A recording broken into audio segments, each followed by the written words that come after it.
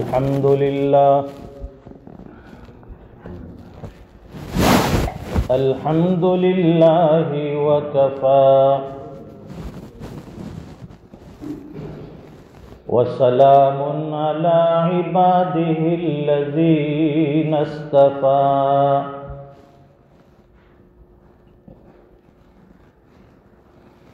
خصوصا على أفضلهم وخاتم النبيين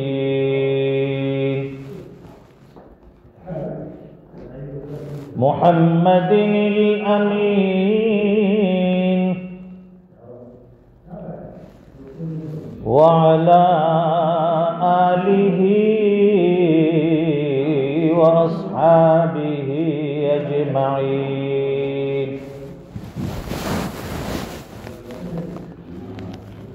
أما بعد فأعوذ بالله من الشيطان الرجيم.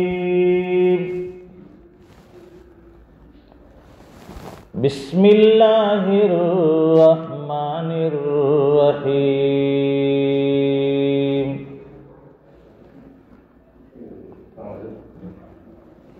والذين جاهدوا فينا لنهدينهم سبلنا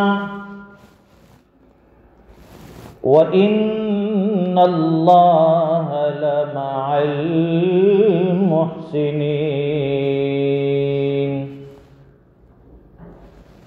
وقال الله تبارك وتعالى في مقام آخر: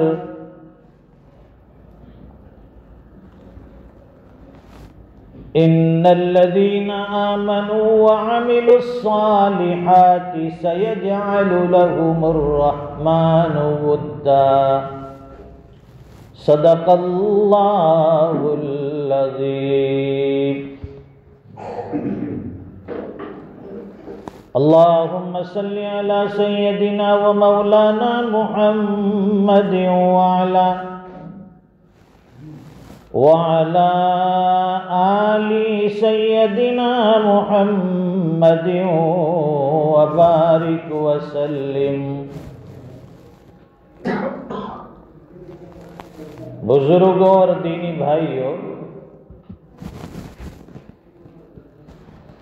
یہ دین اللہ تعالیٰ نے بہت آسان کر کے ہمیں عطا فرمایا.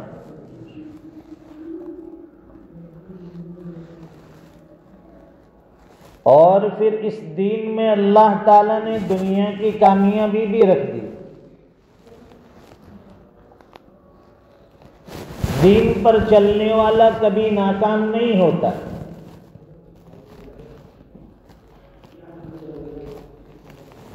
دنیا کے پیچھے بھاگنے والا وہ ناکام ہو سکتا ہے، لیکن دین پر چلنے والا، دین کے لیے محنتیں کرنے والا، اپنے آپ کو دیندار بنانے والا کبھی بھی ناکام نہیں ہوتا.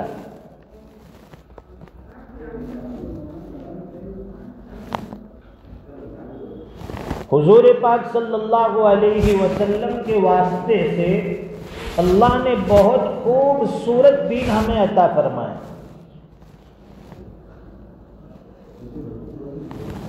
کہ دین کی ہر چیز میں پاکیزگی، صفائی ستھرائی، بڑا پاکیزہ، بڑا صاف ستھرا یہ دین ہے. عمل کرنے والوں کے لیے اس میں بڑی آسانی ہے، ورنہ جن کا دین کے ساتھ لگاؤ نہ ہو، دین کے ساتھ تعلق نہ ہو،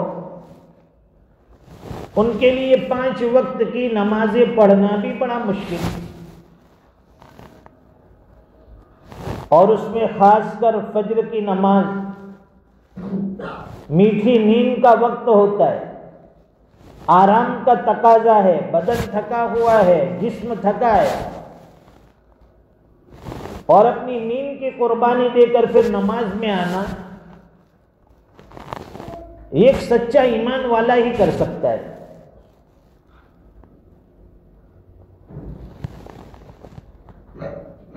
اگر دنیا کے کسی کام کاج کے لیے ہمیں صبح سویرے جلدی اٹھنا ہو،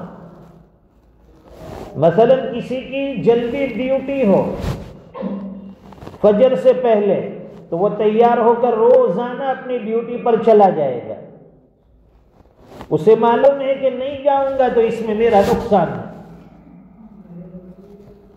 لیکن نماز کے لیے نہ آنے والا یہ نہیں سمجھتا ہے کہ میرا دین کا کتنا بڑا نقصان ہو رہا ہے۔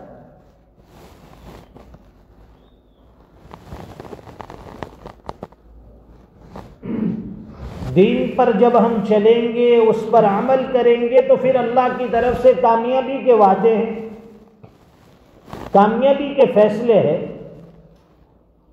اس لیے اپنے گھروں میں بھی دینی ماحول پیدا کیجیے، اپنی اولاد میں بھی دین پیدا کیجیے، علم پیدا کیجیے، کیونکہ بچپن میں جو چیز سیکھی جاتی ہے، جو سکھائی جاتی ہے، وہی چیز ہمیں بڑی عمر میں بھی کام آتی ہے۔ بچپن میں مکتب کے اندر، مدرسے کے اندر ہمیں یہ دعائیں سکھائی جاتی ہے، دعائیں معصورہ، بچے بڑی آسانی سے یاد کر لیتے ہیں اور فر پڑھتے بھی ہیں۔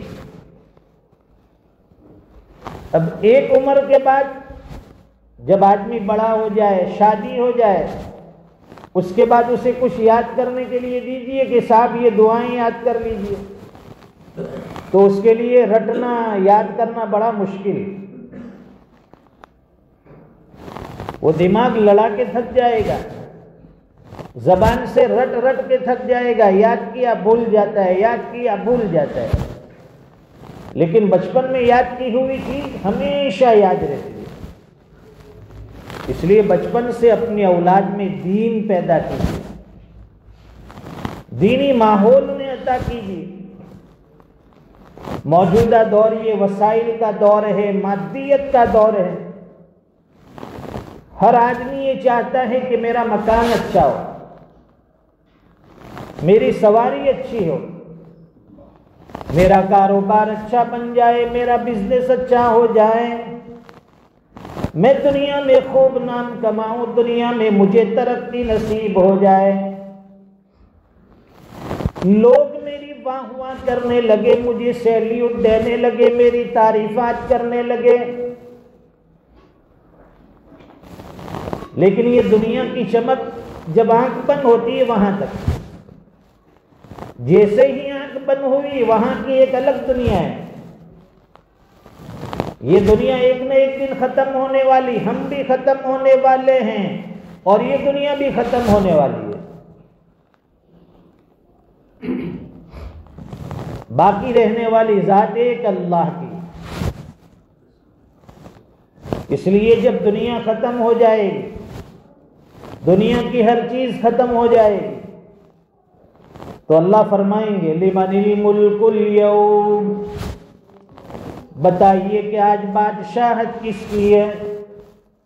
جو دنیا میں بادشاہت کے بڑے بڑے دعوے کرتے تھے، اپنے اقتدار کے بڑے بڑے جلوے بکھیرتے تھے، وہ کہاں گئے؟ سب خاک کا پیون ہو گئے۔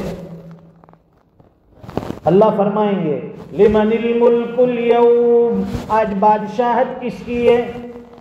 سب کہیں گے للہ الواحد القہار، اب تعالی شانو فرمائیں گے ایک اکیلے اللہ کی بادشاہت ہے، آج کسی کی بادشاہت نہیں۔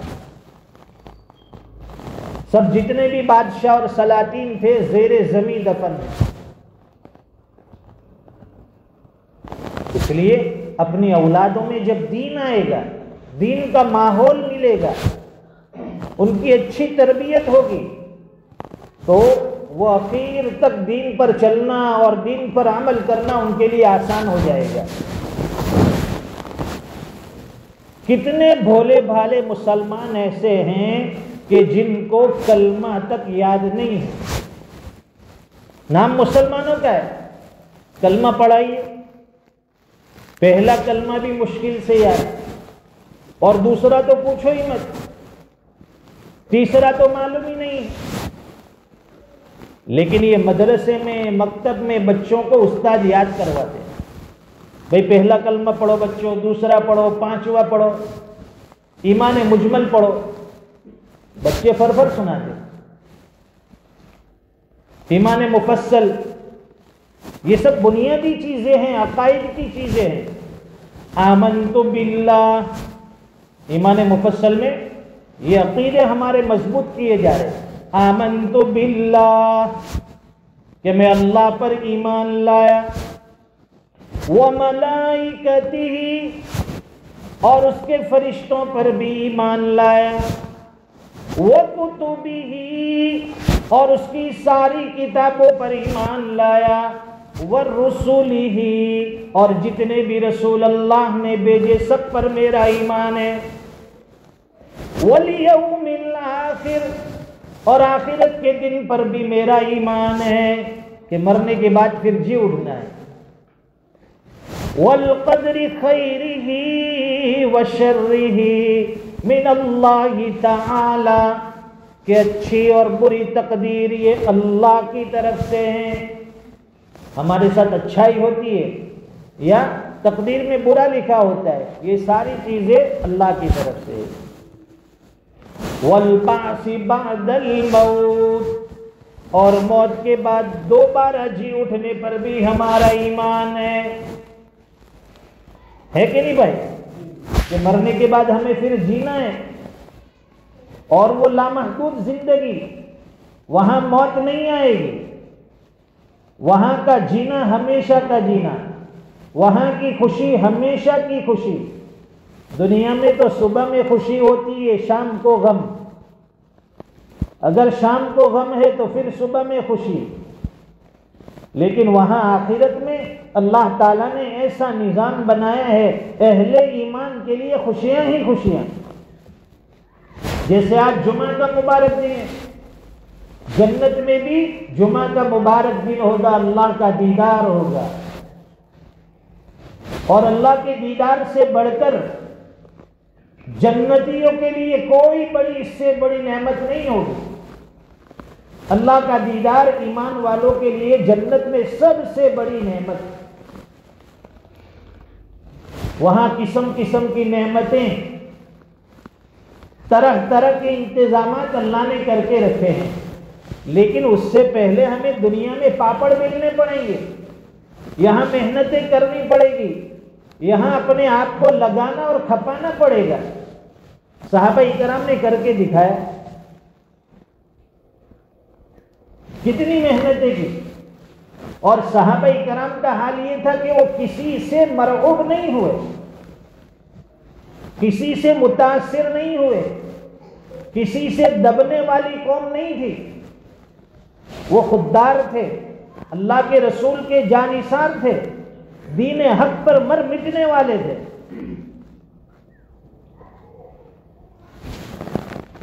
فاتح ایران حضرت حذیفہ ابن الیمان رضی اللہ تعالیٰ نے، کہ جب کسریٰ پر حملہ کیا گیا ایران میں، تو آپ کو مذاکرات کے لیے دربار میں بلایا گیا۔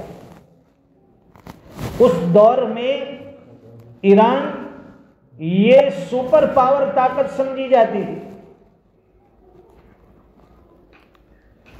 تو دربار میں مذاکرات کے لیے بلایا۔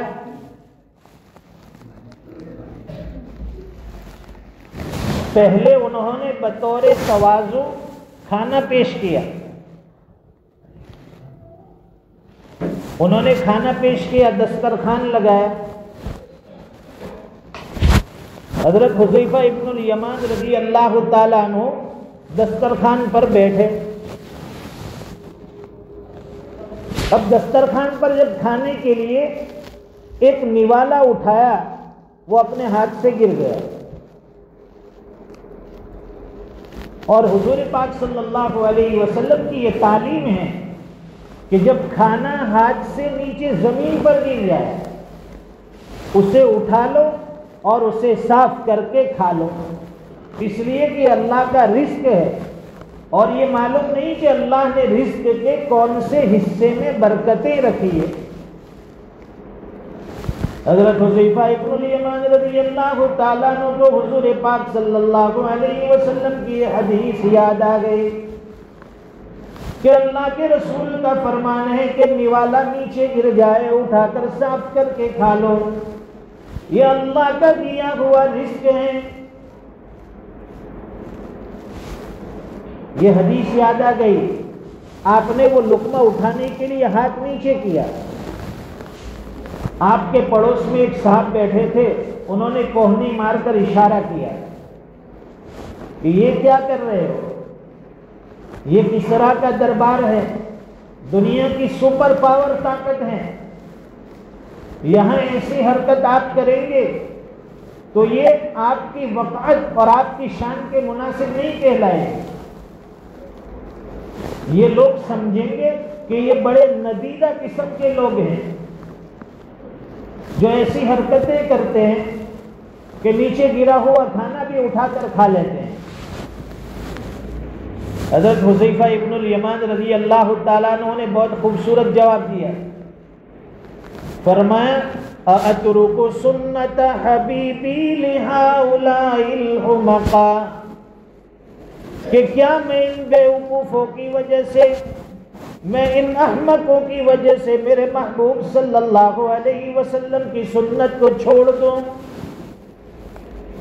یہ لوگ مجھے اچھا سمجھے یا برا، مجھے میری عزت کرے یا مجھے ذلیل کرے، لیکن میں اپنے محبوب صلی اللہ علیہ وسلم کی سنت کو نہیں چھوڑ سکتا۔ آپ نے وہ نوالا اٹھایا، صاف کر کے کھا لیا۔ بتائیے انہوں نے سنت پر عمل کر کے اپنی عزت کروائی ہے وہ ذلیل ہو؟ سنتوں پر عمل کرنے میں عزت ہے، اس لیے فرماتے ہیں نقش قدم نبی کے ہیں جنت کے راستے، اور اللہ سے ملاتے ہیں سنت کے راستے۔ سنت پر عمل کرتے جائیے، اللہ کا قرب نصیب ہو جائے گا۔ اس واقعے سے پہلے حضرت حذیفہ ابن الیمان رضی اللہ تعالیٰ عنہ اور حضرت ربیع ابن عامر رضی اللہ تعالیٰ عنہ، یہ دونوں صحابی مذاکرات کے لیے کسریٰ کے دربار میں جانے لگے۔ وہاں چونکہ سپر پاور طاقت تھی، گیٹ بنے ہوئے تھے، دروازے لگے ہوئے تھے، بڑے بڑے گیٹ۔ وہاں گیٹ پر پہنچے اندر داخل ہونے کے لیے، تو گیٹ کے اوپر جو دربان تھا، انہوں نے اس دربان نے آپ کو روک لیا، اس لیے کہ حضرت حذیفہ ابن الیمان رضی اللہ تعالیٰ عنہ اور حضرت ربیع ابن عامر رضی اللہ تعالیٰ عنہما، یہ حضرات دور دراز سے سفر کر کے آئے تھے، اور سفر کی وجہ سے ہو سکتا ہے کہ آپ کے کپڑے بھی میلے کچیلے ہوں۔ یہ دیکھ کر اس دربار کے اوپر دربار نے کہا کہ تم یہ لباس پہن کر دربار میں داخل نہیں ہو سکتے۔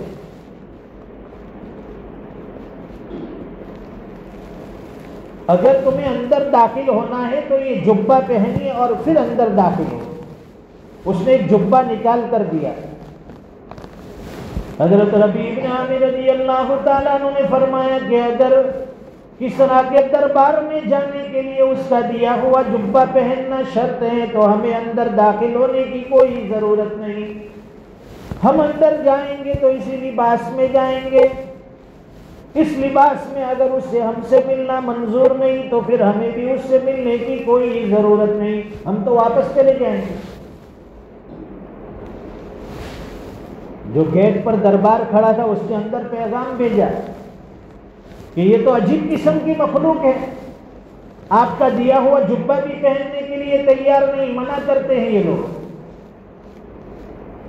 جب اندر پیغام بھیجا تو یہاں باہر حضرت ربیع بن عامر رضی اللہ تعالیٰ عنہ کے ہاتھ میں ایک تلوار تھی، ٹوٹی پھوٹی تلوار،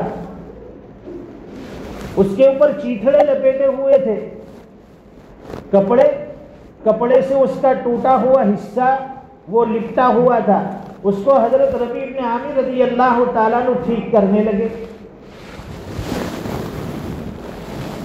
اس دربار نے دیکھا تلوار کو تو کہا کہ آپ کی تلوار مجھے بتا سکتے ہیں؟ حضرت ربیع بن عامر رضی اللہ تعالیٰ عنہ نے فرمایا کہ لیجئے دیکھ لیجئے۔ اس دربار نے وہ تلوار ہاتھ میں لی، اور دربان نے جب تلوار ہاتھ میں لی دیکھا کہ یہ تو ٹوٹی ہوئی تلوار ہے، گھسی پٹی تلوار ہے، معمولی سی تلوار ہے۔ وہ دربان کہنے لگا کہ کیا تم اس تلوار سے ایران کو فتح کرو گے؟ حضرت ربیع بن عامر رضی اللہ تعالیٰ عنہ نے فرمایا کہ تم نے ابھی تلوار دیکھی ہے لیکن تلوار چلانے والے ہاتھ نہیں دیکھے کہ یہ تلوار چلے گی کس ہاتھ سے۔ تلوار دیکھ کر فیصلہ مت کیجیے، اس کا فیصلہ تلوار چلانے والے کے اوپر ہے۔ تو کہا کہ اچھا تو اپنا ہاتھ بھی دکھا دیجیے۔ حضرت ربیع بن عامر رضی اللہ تعالیٰ عنہ نے فرمایا اس دربان سے کہ اپنے قلعے کے اندر یا آپ لوگوں کے پاس تلوار کا وار روکنے کے لیے جو سب سے مضبوط ڈھال ہو وہ ڈھال منگوائی جائے۔ وہ ڈھال لائی گئی۔ حضرت ربیع بن عامر رضی اللہ تعالیٰ عنہ نے فرمایا کہ ایک آدمی میرے سامنے اس کو لے کر کھڑا ہو جائے۔ جب ایک آدمی لے کر کھڑا ہوا آپ نے اس سے تلوار سے کپڑا ہٹایا، وہ ٹوٹی پھوٹی تلوار حضرت ربیع بن عامر رضی اللہ تعالیٰ عنہ نے بسم اللہ پڑھ کر ایک وار کیا، اس مضبوط ڈھال کے 2 ٹکڑے ہو گئے۔ وہ دربان تو بہت متاثر ہوا، وہ لوگ حیران ہو گئے۔ اندر بادشاہ کے پاس پیغام بھیجا کہ یہ تو عجیب قسم کے لوگ ہیں، کیا آپ کا دیا ہوا جبہ بھی لینے کے لیے تیار نہیں، اور ان کے پاس بظاہر دیکھنے میں تلوار ٹوٹی پھوٹی ہے لیکن ان کی تلوار نے ہمارے یہاں کی سب سے جو مضبوط ڈھال تھی اس کے بھی 2 ٹکڑے کر دیے۔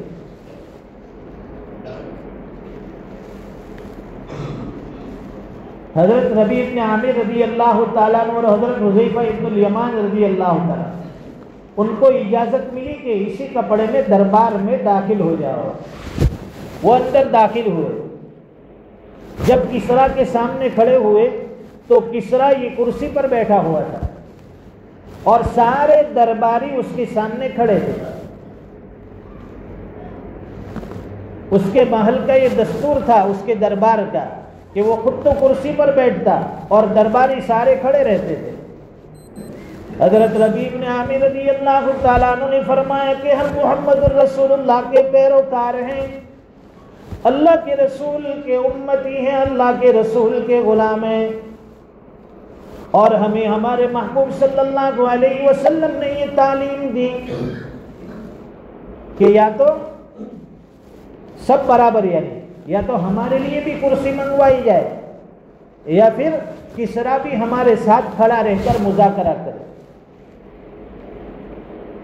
ہمیں یہ منظور نہیں ہے کہ کسریٰ بیٹھا ہے اور اس کے سامنے کھڑے ہیں۔ اب یہاں تو بظاہر بے عزتی ہوتی ہوئی نظر آتی ہے۔ کسریٰ نے کہا کہ بھائی یہ عجیب قسم کے لوگ ہیں، کہا کہ ایران کی مٹی کا ایک ٹوکرا ان کے سر پر رکھ دو اور ان کو یہاں سے نکال دو دربار سے۔ وہ ٹوکرا حضرت ربیع بن عامر رضی اللہ تعالیٰ عنہ کے سر پر رکھا گیا، دربار سے نکل گئے اور جاتے ہوئے کہا کہ اے کسریٰ، تو نے اپنے ہاتھوں سے ایران کی مٹی ہمارے حوالے کر دی۔ انہیں اشارہ تھا کہ بہت جلد ہم اس کو فتح کر لیں گے۔ اللہ تعالیٰ نے انہی ٹوٹی پھوٹی تلوار والوں کی قسمت میں ایران کی فتح لکھی ہے۔ وہ وقت بھی آیا کہ پھر صحابہ کرام نے ایران کو فتح کر لیا. تو صحابہ کرام نے دین پر چل کر اور اللہ کے نبی کی سنتوں پر عمل کر کے پوری دنیا میں اپنا لوہا منوایا. اور آج ہم ہیں کہ سنتوں پر عمل کرنے سے ہمیں ڈر لگتا ہے، ہمیں شرم محسوس ہوتی ہے. اسد ملتانی مرحوم نے بڑی اچھی بات کہی، کسی کا آستانہ اونچا ہے اتنا کہ سر جھک کر بھی اونچا ہی رہے گا، اور ہنسے جانے سے جب تک تم ڈرو گے زمانہ تم پہ ہنستا ہی رہے گا. ہمیں ڈر ہے کہ اللہ کے نبی کی سنت پر عمل کریں گے تو انگریز ہم پر ہنسیں گے، دنیا ہمارا مذاق اڑائے گی، قوم ہم سے ناراض ہو جائے گی. لیکن ہمیں کسی کی پرواہ نہیں، کسی کی ناراضگی سے ہم ڈرنے والے نہیں. ہم محمد الرسول اللہ کے غلام ہیں، جئیں گے تو اللہ کے نبی کے امتی بن کر جئیں گے، اور مریں گے تو اللہ کے نبی کے امتی بن کر مریں گے. ہمارا جینا مرنا اسی پر ہے. صحابہ کرام نے بڑی محنت کی. والذین جاہدوا فینا لنہدینہم سبلنا وَإِنَّ اللَّهَ لَمَعَ الْمُحْسِنِينَ. اب تعالیٰ شانو فرماتے ہیں جو ہمارے راستے کی محنتیں کرے گا ہم انگلی پکڑ کر اس کے لیے ہدایت کا راستہ آسان کر دیں گے. اللہ تعالیٰ بہت جلدی ہدایت عطا فرمائیں گے. یہ جمعہ کا مبارک دن ہے اور اس دن میں مبارک گھڑی بھی ہوتی ہے. اس میں خوب دعاؤں کا اہتمام کرے، درود پاک کا اہتمام کرے، سورہ کہف کی تلاوت کرے، ہر جمعہ کو معمول بنا لے. درود پاک زیادہ نہیں پڑھ سکتے تو 300 مرتبہ کم از کم، اور اگر اللہ ہمت دے تو 1000 مرتبہ، اور ہمت مل جائے تو 3000 مرتبہ. اور بہت سے اللہ کے بندے ایسے ہیں جو جمعہ کے دن 10 ہزار مرتبہ درود پاک پڑھ لیتے. یہ جمعہ کا دن عبادت کا دن ہے، نیکیوں کا دن ہے. اور اس میں ایک گھڑی آتی ہے کہ جس میں دعائیں قبول ہوتی ہیں. اب ایک جگہ مولانا نے بیان کیا کہ بھائی جمعہ کے دن ایک گھڑی آتی ہے اس میں دعا قبول ہو جاتی ہے. تو ایک آدمی صبح سے بیٹھا فجر کے بعد سے، جو اینٹ آتی ہے مکان بنانے کے لیے اینٹ، وہ پتھر لے کر بیٹھا، اس کے اوپر کپڑا ڈال دیا اس نے، اور پھر دعا کرنے لگا کہ اللہ اسے سونے کا بنا دے، اسے سونے کا بنا دے، اسے سونے کا بنا دے. کیونکہ اس نے سنا تھا کہ جمعہ کے دن ایک گھڑی آتی ہے اس میں دعا قبول ہوتی ہے. تو اس نے رٹ لگائی کہ یہ پتھر سونے کا بن جائے. مانگ رہا ہے، صبح ہو گئی، دوپہر ہو گئی، شام ہو گئی. وہ شام کو دعائیں کرتا رہا، اے اللہ اس کو سونے کا بنا دے، یہ پتھر سونے کا بن جائے. پھر اٹھا کے دیکھتا ہے تو سونا نہیں بنا. اخیر میں مغرب سے پہلے وہ تھک ہار کر پورا دن اس نے رٹ لگائی. اب تھوڑا نا امید ہو گیا کہ اب یہ سونا بننے والا نہیں ہے. اس نے تھک ہار کر اخیر میں کہا کہ اگر سونا نہ بنے تو کم از کم لوہا بن جائے. بس اس کی زبان سے یہ نکلنا تھا اور دعا کی قبولیت کی گھڑی وہی تھی. اس نے اٹھا کر دیکھا تو وہ پتھر لوہے کا بن گیا. اگر اس وقت اس کی زبان سے نکلتا کہ سونے کا بن جائے تو پتھر سونا بن جاتا. معلوم یہ ہوا کہ ہمارے اندر جو ہے لالچ زیادہ ہے، صبر نہیں ہے. ہمیں سب چیز پھٹافٹ چاہیے، جلدی چاہیے. امیر مالدار بھی جلدی بننا ہے، شارٹ کٹ. کوئی ایسا راستہ بتاؤ شارٹ کٹ میں میں امیر بن جاؤ، میری کوٹھی بنگلے بن جائے، میری گاڑیاں ہو جائے، فیکٹری کا مالک بن جاؤ، کارخانے دار بن جاؤ. کوئی چیز جلدی نہیں ملتی. اور جنت کے بھی ہم لوگ حقدار ہیں. آپس میں بات کرتے ہیں کہ اپنے لیے تو جنت فکس ہے نا، دوسرا کہتا ہے کہ اپنے لیے تو اللہ نے بنائی، ورنہ اتنی بڑی جنت خالی رہے گی کیا؟ تو جنت میں جانے کے لیے محنتیں کرنی پڑے گی، نمازوں میں آنا پڑے گا، قرآن کریم کو پڑھنا پڑے گا، دین کی تبلیغ کرنی پڑے گی، تب جا کر اللہ تعالیٰ جنت میں داخلہ ہمارے لیے آسان فرمائیں گے. ماشاءاللہ آپ کے یہاں کا ماحول اچھا ہے، جمعہ کے دن مسجدیں بھری ہے، اللہ کرے کہ ہر نماز میں اس طرح ہماری مسجدیں بھر جائے. جس طرح یہاں نمازی اس وقت ہیں 5 وقتہ نمازوں میں نمازی اتنے ہو جائے کہ مسجد کمیٹی والے کو سوچنا پڑے کہ اب دوسرا منزلہ کب چڑھائے، تیسرا منزلہ کب چڑھائے. نمازیوں کی تعداد بڑھ رہی ہے، مسجد چھوٹی پڑ رہی ہے. لیکن یہاں دیکھیے عصر کی نماز میں یہی 2 صف مشکل سے، مغرب میں 1 صف اور بڑھ جاتی ہے، عشاء میں تو پھر 2 میں سے بھی 1 ہو جاتی ہے، اور فجر میں تو امام مؤذن اور 2-4 بوڑھے لوگ ہوتے ہیں. نہیں، اپنی زندگی میں نماز کو لائے، اپنی زندگی میں دین کو زندہ کرے، اپنی زندگی میں اعمال کو زندہ کرے، تب جا کر اللہ تعالیٰ فتوحات کے دہانے کھولیں گے، ترقیات کے دہانے کھول دیں گے. اللہ تعالیٰ ہمیں کہیں سنی باتوں پر عمل کی توفیق عطا فرمائے. ہمارے قاری قمر الاسلام صاحب کا حکم تھا، اور ان کے استاد یہاں قاری صاحب بھی تشریف فرمائیں، ان کا بھی حکم تھا کہ بھئی جمعہ سے پہلے ہماری مسجد میں دین کی نسبت سے تھوڑی دیر بات ہو جائے. اس نسبت سے یہاں حاضر ہوئے ہیں. اللہ تعالیٰ ہمارا مل بیٹھ کر سننا اور سنانا قبول فرما لے.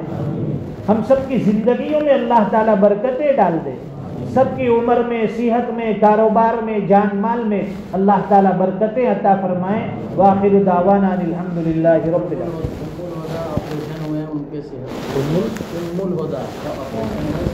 ام الہدا جو ہے ان کا آپریشن ہوا ہے، ان کی صحت کے لیے دعا بھی فرمائیں کہ اللہ تعالیٰ آپریشن کو کامیاب بنائے اور مکمل صحت اور شفا عطا فرمائے. سنتیں باقی ہے، وہ حضرات سنتیں پڑھ لو.